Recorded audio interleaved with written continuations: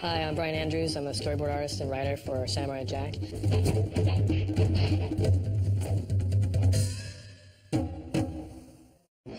This is my good friend, Sifu Eric Orang.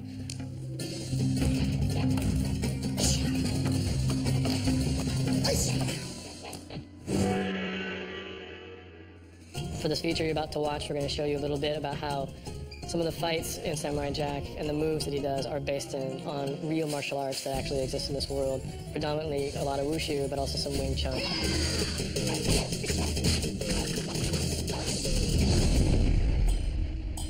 I myself love Samurai Jack, and I think a lot of other martial artists love Samurai Jack because we can identify the movement that's being drawn on the cartoon. It's not something that's made up. Often we can see a movement that we practice ourselves. For me, working on Samurai Jack, it was at least my opportunity to bring in a little bit of what I do. Here's an opportunity, here's this guy who's trained in all these systems, this character, Samurai Jack. So he's not just a samurai, but he's also trained at the Shaolin Temple, all these other things. So it's like, well, let's work in some of the Kung Fu, and since I've practiced a little, it's important to me, I want to see it represented, I want to see it animated properly. It's just my own pet peeve. It's like, now again, he's offering me this opportunity. Here's this show, martial arts. It's like, well, I want the stuff to look good.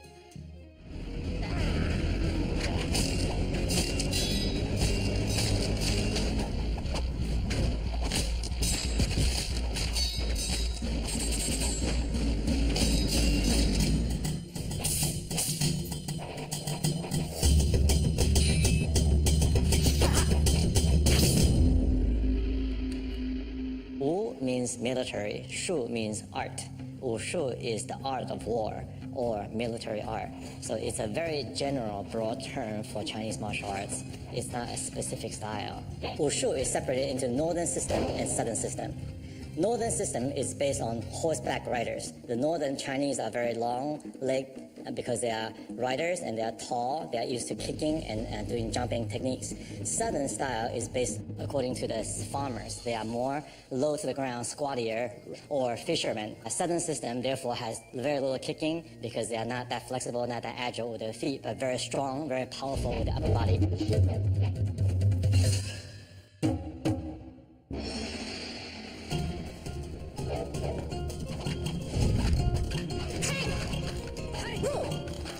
Southern Fist. The Southern Fist is based on the Southern Chinese system, like Hung Gar, Chai Li Foot, Wing Chun, which is seen in Samurai Jack. Southern system has great stability, almost like a cannon, with powerful fists and tiger claw for striking.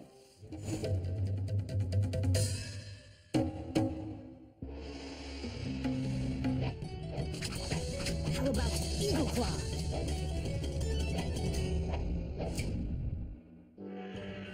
Eagle Claw is a northern system of Chinese Kung Fu. It was invented by a famous general named Yue Fei, who incorporated a lot of grappling movements into Eagle Claw actions.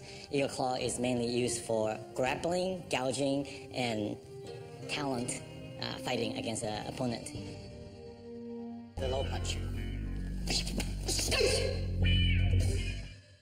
Wing Chun was developed at the Shaolin Temple in China approximately 300 years ago. It was developed by the 5 grandmasters of the Shaolin Temple at that time, and they combined their knowledge to create kind of a super system, if you will, that was better than anything that existed at that time and could be trained in less time than the classical forms, which took anywhere from 10 to 20 years to master, because they wanted to use Wing Chun, or what became Wing Chun, as a system to revolt against the Manchus who had taken over China. And martial arts were outlawed, and the Shaolin Temple, because of its Buddhist beliefs, was basically left on its own accord and became kind of a natural hotbed for this revolutionary activity. The system was created and developed, but before they had a chance to train the army and to instigate the full-out revolution, the Manchus found out about it. They sacked the temple, they burned it to the ground, they slaughtered most of the monks, and the few surviving members scattered, and the movement went completely underground.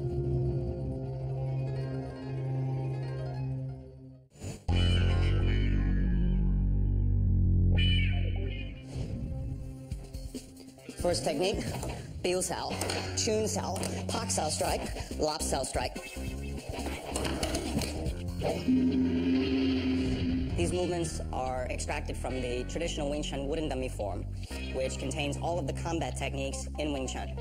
Wing Chun itself was developed to create a system that was more direct and less based on the movements of the animals, but the direct physics and mechanics of the human body in combat. Second technique, Lo Bong Sao, Kan Sao kick, Pak Sao palm strike. Again, Pak Sao palm strike. How do you know these techniques? I am Shaolin, like you. How can that be? We have been secret for centuries. If you are truly Shaolin, you must know...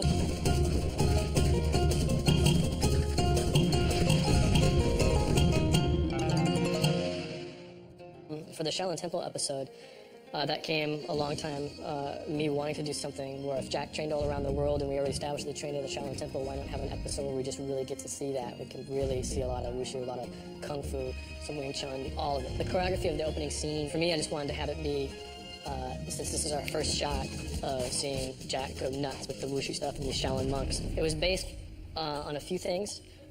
Classic three-man fighting forms that you see the Chinese professionals perform in competitions, things as well as inspiration drawn from some of the choreography of Yuen Woo-ping. And we just started building it, you know, we want to see a full twist, we want to see this move, we want to see that move, and we just start building it as we go, as well as working in pauses, beats, moments where they can, because it's very kung fu to, you know, analyze your opponent, where is his weight, where is, you know, the gravity. What am I going to do?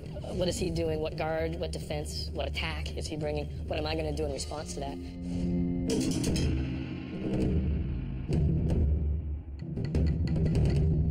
I wanted to show all those things, and we were able to work in the Wing Chun stance as well with all this crazy wushu. Because Wushu's movement has a lot of acrobatic, a lot of beautiful poses and movements, so Wushu became a very visual form of expression on stage, and in particular in the film industry. And Wushu's jumping and flipping and weapons were very outstanding, over and above most other martial arts forms. So Wushu was used primarily in the kung fu movies like Jet Li and Jackie Chan's movies. The shadowless kick. When they demonstrate the systems, like Mantis and the rest of it, we include Water Beetle, which is kind of like, I hear it's for real. Maybe it was real a long, long time ago, but maybe it's died out, but it was an old joke among some of my kung fu friends that Water Beetle must have looked pretty silly. If you know all of this, then you know the sign of our secret brotherhood. And we also put in the classic hand sign, which comes from a number of different things, but also traditional Hung Gar. The strong finger rules China, or incense stick pointing towards heaven. Two names for it, but it was also immortalized for us in Big Trouble in Little China. All the guys would be doing that to one another.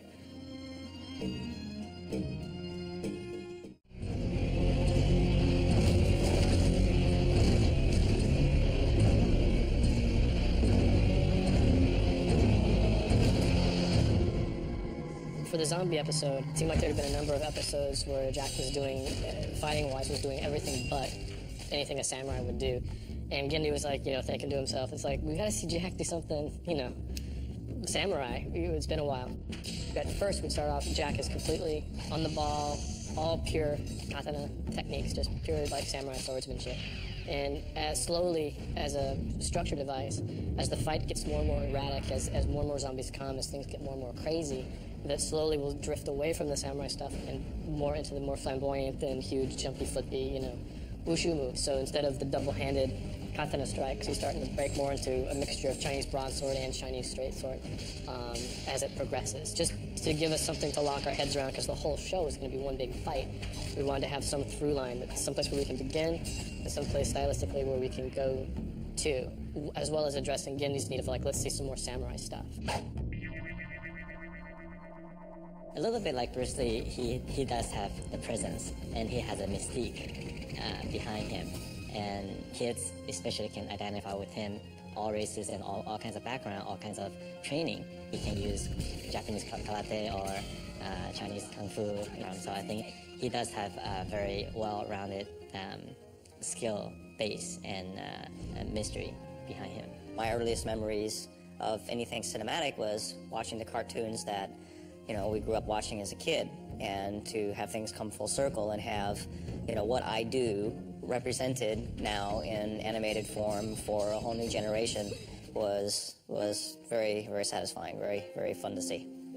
Fight choreography in TV animation, I don't think there was really anything before Samurai Jack at all. At least if there's something that was out there before, I'm oblivious to it. No, I definitely did not see Mantis and Scooby-Doo. No. Shaggy was not a kung fu stylist, I don't think.